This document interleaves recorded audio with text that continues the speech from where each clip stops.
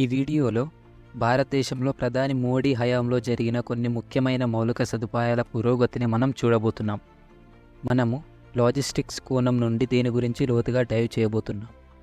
ఎందుకంటే మనకు తెలిసినట్లుగా భారతదేశం ఇప్పటికే 140 కోట్ల కంటే ఎక్కువ జనాభా కలిగి ప్రపంచంలో అత్యధిక జనాభా కలిగిన దేశంగా ఉంది. అలాగే మన నిరుద్యోగిత రేటు ఎల్లప్పుడూ 7 నుంచి 10 చుట్టూ తిరుగుతూ ఉంటుంది. అందుకే మనకు కోట్లాది ఉద్యోగాలను సృష్టించాల్సిన అవసరం చాలా ఉంది. మెకెన్సీ నివేదిక ప్రకారం పెరుగుతున్న జనాభా ఉపాధి అవసరాలకు అనుగుణంగా మరియు దాని డెమోగ్రఫిక్ డివిడెండ్ ప్రయోజనాన్ని పొందడానికి భారతదేశం 2030 నాటికి 90 మిలియన్ల వ్యవసాయేతర ఉద్యోగాలను సృష్టించాలి. డెమోగ్రఫిక్ డివిడెండ్ అంటే ఇది ప్రాథమికంగా జనాభాలో పనిచేసే వయస్సు వాటా. అంటే 15 నుంచి 59 సంవత్సరాల వయసులో ఉన్నవారు పనిచేయని వయస్సు కంటే ఎక్కువగా ఉన్నప్పుడు ఆర్థిక లాభాలను పొందడం.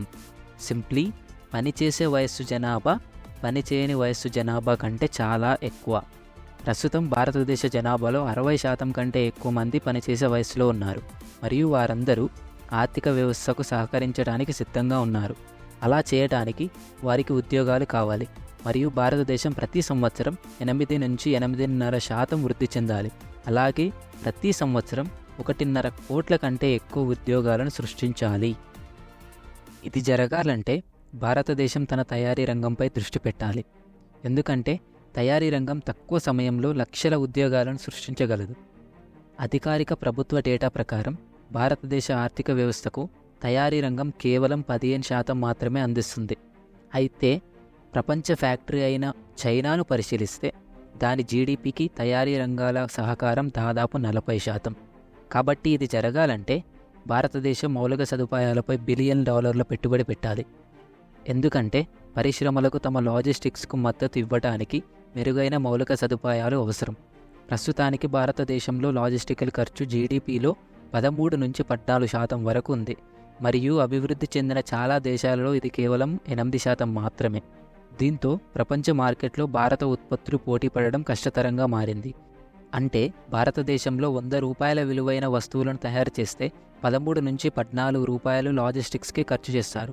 కానీ ఇతర దేశాలలో అది కేవలం ₹8 మాత్రమే. దీనిని ఒక ఉదాహరణతో అర్థం చేసుకుందాం. 2 కంపెనీలను పరిశీలిద్దాం. భారతదేశంలో కంపెనీ ఏ మరియు చైనాలోని కంపెనీ బి మొబైల్ ఫోన్లను తయారు చేస్తున్నాయి అనుకుందాం.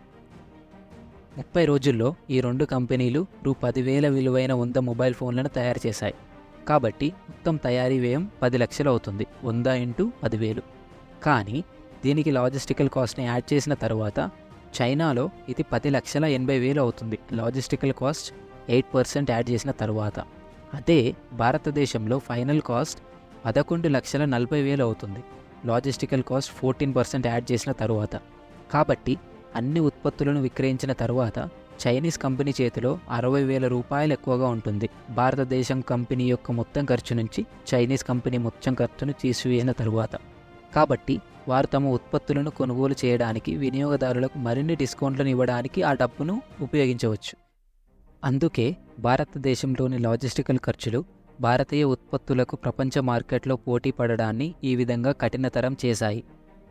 అందుకని ఈ లాజిస్టికల్ ఖర్చులను తగ్గించాలని గవర్నమెంట్ నిర్ణయించుకుంది. అలా చేయడానికి మనం మెరుగైన రోడ్లు, సరుకులను రవాణా చేయడానికి మెరుగైన రైలు కనెక్టివిటీ, వస్తువులను ఎగుమతి చేయడానికి మరియు దిగుమతి చేసుకోవడానికి మెరుగైన ఓడరేవులు, అలాగే మల్టీ మోడల్ లాజిస్టికల్ పార్కులను నిర్మించాలి. ప్రస్తుతానికి మనము రోడ్లు మరియు రైలు కనెక్టివిటీపై మాత్రమే దృష్టి పెడదాం. ముందుగా రోడ్డు రవాణా. మన కేంద్ర రోడ్డు రవాణా మరియు రహదారుల శాఖ మంత్రి అయిన నితిన్ గడ్కరీ గారు ఎప్పుడూ అమెరికా మాజీ అధ్యక్షుడు అయిన జాన్ ఎఫ్ కెనడీ చెప్పే మాటలను గుర్తు చేసుకుంటూ ఉంటారు. America's roads are good not because America is rich. America is rich because American roads are good. అందుకనే ఒక దేశ ప్రగతిలో రోడ్లు చాలా ముఖ్య పాత్ర పోషిస్తాయి. అందుకే మన దేశమంతటా ఎక్స్ప్రెస్ వేలను నిర్మించడానికి గవర్నమెంట్ లక్షల కోట్లు ఖర్చు చేస్తుంది. వాటిలో మొదటిది ప్రపంచంలోని అతి పొడవైన ఎక్స్ప్రెస్ వేలలో ఒకటి మరియు భారతదేశ పొడవైన express way Delhi Mumbai express way. ఈ ఎక్స్ప్రెస్ వే మన దేశ రాజధాని ప్రాంతాన్ని ఆర్థిక రాజధాని ముంబైతో కలుపుతుంది. ఈ ప్రతిష్టాత్మకమైన ప్రాజెక్ట్ ఢిల్లీ మరియు ముంబై మధ్య ప్రయాణ సమయాన్ని 24 గంటల నుంచి 12 గంటలకు గణనీయంగా తగ్గిస్తుంది. మరియు దూరాన్ని 130 కిలోమీటర్లు తగ్గిస్తుంది. ఇది వార్షికంగా 32 కోట్ల లీటర్ల కంటే ఎక్కువ ఇంధనాన్ని ఆదా చేస్తుంది మరియు 85 కోట్ల కిలోల CO2 ఎమిషన్స్ని తగ్గిస్తుంది. ఇది 4 కోట్ల చెట్లను నాటడానికి సమానం. ఇది భారతదేశంలోని 2 ప్రధాన ఆర్థిక కేంద్రాలను కనెక్ట్ చేయడమే కాదు, సుమారుగా $600 బిలియన్ జీడీపీని కలుపుతుంది. అలాగే 5 కోట్ల కంటే ఎక్కువ మంది జనాభాని కూడా. ఈ ప్రాజెక్ట్ బడ్జెట్ సుమారు 1,00,000 కోట్లు. ఇది దాదాపు జార్ఖండ్ రాష్ట్ర బడ్జెట్కు సమానం. ఎక్స్ప్రెస్వే మొత్తం పొడవు 1380 కిలోమీటర్లు. ఈ ఎక్స్ప్రెస్వే గుర్గాంవ్, సోనా, దౌసా, కోటా, రాత్లం, దోహోద్, గోధ్రా, వడోదరా మరియు సూరత్ వంటి నగరాల గుండా ప్రయాణిస్తుంది. ఈ ఎక్స్ప్రెస్వేలో గరిష్ట వేగం గంటకి 120 కిలోమీటర్లు. ఈ ఎక్స్ప్రెస్వేలో 75 వేసైడ్ ఎమ్యూనిటీస్, సౌర విద్యుత్ లైటింగ్ మరియు రెయిన్ వాటర్ హార్వెస్టింగ్ వంటి ఫీచర్స్ ఉన్నాయి. రహదారి పొడవునా 15 లక్షల మొక్కలు నాటేందుకు ప్రణాళికను సిద్ధం చేశారు.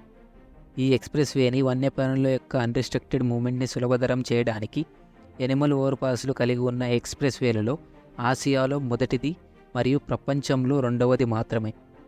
ఇందులో 3 ఎనిమల్ అండర్ పాసెస్ మరియు 5 ఓవర్పాస్లు కలిపి 7 కిలోమీటర్ల పొడవు ఉంటాయి. ఈ ఎక్స్ప్రెస్వేలో ముకుంద్రా శాంక్చురీ గుండా ఐకానిక్ 8 లేన్ సొరంగం కూడా ఉంటుంది. ఇది భారతదేశంలో నిర్మిస్తున్న అనేక ఎక్స్ప్రెస్వేలలో ఒకటి మాత్రమే. ఇతర అతి ముఖ్యమైన ఎక్స్ప్రెస్వేలు వచ్చేసి అమృత్సర్ జామ్నగర్ ఎక్స్ప్రెస్వే, ముంబై నాగ్పూర్ సమృద్ధి ఎక్స్ప్రెస్వే, ద్వారకా ఎక్స్ప్రెస్వే, వారణాసి మరియు మీరట్లను కలిపే Ganga expressway, Delhi Amritsar Katra expressway, Ahmedabad Dholera expressway, Mumbai Chennai expressway, Bengaluru Hyderabad expressway, Bengaluru Mysore expressway, Surat Chennai expressway, eastern and western peripheral expressway, Raipur Visakhapatnam expressway, Purvanchal expressway and many more. భారతదేశంలో గత 10 సంవత్సరాలలో దాదాపుగా 50,000 కిలోమీటర్ల హైవేలను నిర్మించారు. ఇప్పుడు రైల్ ట్రాన్స్పోర్ట్ గురించి చూద్దాం. మనము పరిగణించవలసిన విషయం ఏమిటంటే, భారతదేశంలోని వివిధ రకాల రవాణా మార్గాలకు ప్రతి మెట్రిక్ టన్ను కిలోమీటర్ ధర. ఈ చార్ట్లో మీరు చూడొచ్చు. రైల్వేకు ఈ ఖర్చు కేవలం ₹1.80 మాత్రమే. అంటే మీరు 1 కిలోమీటరుకు 1 మెట్రిక్ టన్ను సరుకులను రైలు ద్వారా రవాణా చేయవలసి వస్తే మీకు కేవలం ₹1.80 ఖర్చు అవుతుంది. కానీ రోడ్డు ద్వారా అది మీకు ₹3.60. రైలు ట్రాన్స్పోర్ట్ ఈ ప్రయోజనాన్ని కలిగి ఉన్నప్పటికీ సరుకు రవాణా శాతం కేవలం 26% మాత్రమే. అదే రోడ్ల ద్వారా 70% కంటే ఎక్కువ. అందుకని ఇండియన్ లాజిస్టిక్స్ కాస్ట్ చాలా ఎక్కువ. దీనికి కారణం మనకు డెడికేటెడ్ ఫ్రైట్ కారిడార్స్ లేకపోవడమే. ప్రస్తుతానికి ప్యాసింజర్ రైళ్లు మరియు గూడ్స్ రైళ్లు రెండు ఒకే ట్రాక్లపై ప్రయాణిస్తున్నాయి. కానీ ప్యాసింజర్ మరియు గూడ్స్ రైళ్ల మధ్య టైఅప్ విషయంలో గూడ్స్ రైలు కంటే ప్యాసింజర్ రైళ్లకు ప్రాధాన్యం ఇవ్వబడుతుంది. అందుకని భారతదేశంలో గూడ్స్ రైలు సగటు వేగం కేవలం 24 kmph. అదే చైనాలో ఇది 120 kmph. కాబట్టి రైలు సరుకు రవాణాను సులభతరం చేయడానికి డెడికేటెడ్ ఫ్రైట్ కారిడార్స్ని నిర్మించడం స్టార్ట్ చేశారు. ఈ ట్రాక్లపై గూడ్స్ రైళ్లు మాత్రమే నడుస్తాయి. ఇది గూడ్స్ రైలు ఎక్కువ వేగంతో ప్రయాణించేలా చేస్తుంది మరియు గూడ్స్ రైళ్ల సామర్థ్యాన్ని పెంచడానికి డబుల్ డెక్కర్ గూడ్స్ రైళ్లను కూడా ఉపయోగించవచ్చు. ఇప్పుడు మనం ఆ ప్రతిష్టాత్మక ప్రాజెక్టులను చూద్దాం. అవే eastern and western dedicated freight corridors. ఈ ప్రాజెక్టులు 2005లో ప్రకటించబడ్డాయి మరియు ప్రాథమిక అంచనా ప్రకారం బడ్జెట్ కేవలం 29,000 కోట్లు మాత్రమే. కానీ ఈ ప్రతిష్టాత్మక ప్రాజెక్ట్ చాలా జాప్యాలను ఎదుర్కొంది. 2015లో ప్రాజెక్టు వ్యయం మళ్ళీ 81,000కు సవరించబడింది మరియు అధికారిక ప్రభుత్వ డేటా ప్రకారం ఈ ప్రాజెక్టు పూర్తయ్యే నాటికి వ్యయం 1,20,000 కోట్లను తాగవచ్చు. అందుకని ఈ ప్రాజెక్ట్ భారతదేశంలోని అతిపెద్ద మౌలిక సదుపాయాల ప్రాజెక్టులో ఒకటిగా మారింది. కానీ ఈ ప్రతి రూపాయి చాలా విలువైనదే. ఈ ట్రాక్లపై గూడ్స్ రైలు సగటున 60 నుంచి 70 కిలోమీటర్ల వేగంతో నడుస్తుంది. ఇది సాధారణ ట్రాక్తో పోలిస్తే దాదాపు 3 రెట్లు ఎక్కువ. ఇప్పుడు వీటి గురించి ఇంకాస్త తెలుసుకుందాం. ముందుగా ఈస్టర్న్ డెడికేటెడ్ ఫ్రైట్ కారిడార్. ఇది లూధియానా పంజాబ్ని దంకుని వెస్ట్ బెంగాల్తో కలుపుతుంది. ఈ కారిడార్ మొత్తం బడ్జెట్ 55,000 కోట్లు. నవంబర్ 1, 2023 నుంచి లూథియానా నుండి కూర్జా యూపీ 1337 కిలోమీటర్ల సెక్షన్ ఆపరేషన్స్ ప్రారంభించబడ్డాయి మరియు సోమానగర్ నుంచి దంకుని వరకు 530 కిలోమీటర్ల మార్గం పీపీపీ మోడల్లో నిర్మాణంలో ఉంది. అధికారిక అంచనాల ప్రకారం ఈడీఎఫ్సి వల్ల జార్ఖండ్, వెస్ట్ బెంగాల్ మరియు ఒడిషా వంటి తూర్పు భారత రాష్ట్రాల బొగ్గు క్షేత్రాల నుండి ఉత్తర భారతదేశంలోని విద్యుత్ ప్లాంట్లకు బొగ్గు రవాణా సమయం 30 నుంచి 40% తగ్గింది. ఇది పవర్ ప్లాంట్ల జాబితా ఖర్చులలో గణనీయమైన తగ్గింపుకు దారితీస్తోంది.